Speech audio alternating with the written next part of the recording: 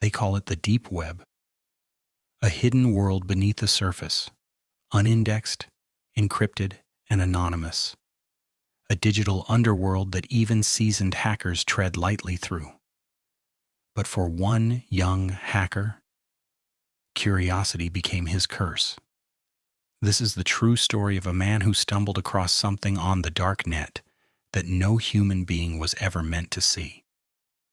They called it the Monkey House. He'd been a prodigy, coding since age 12. By 20, he was an elite hacker, not a criminal, just curious, a digital explorer, someone who wanted to map the uncharted corners of cyberspace. He knew how to hide ghost hacks, IP scramblers, encryption chains.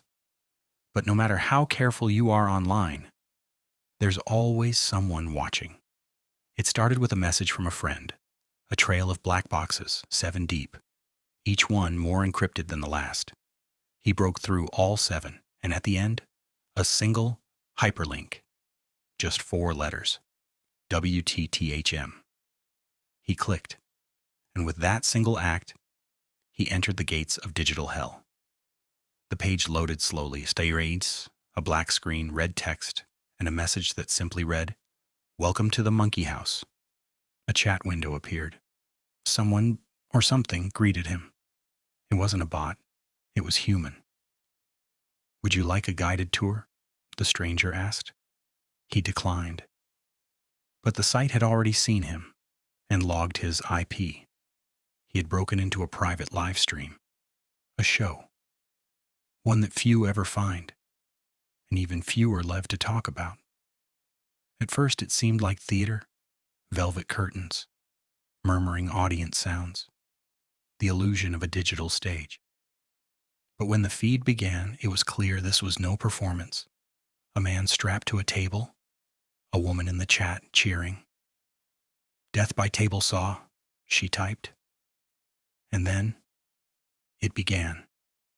He could hear the screams, the cracking of bone, the mechanical whir of a saw slicing through flesh. And the chat room, hundreds of anonymous users, applauded. It wasn't a horror movie, it was a live murder.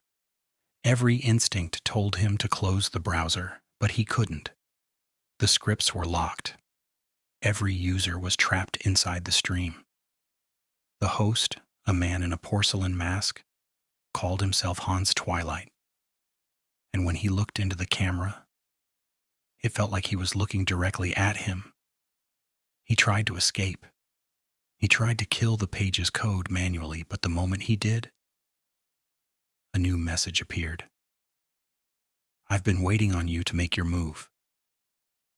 Whoever ran the Monkey House knew he was there.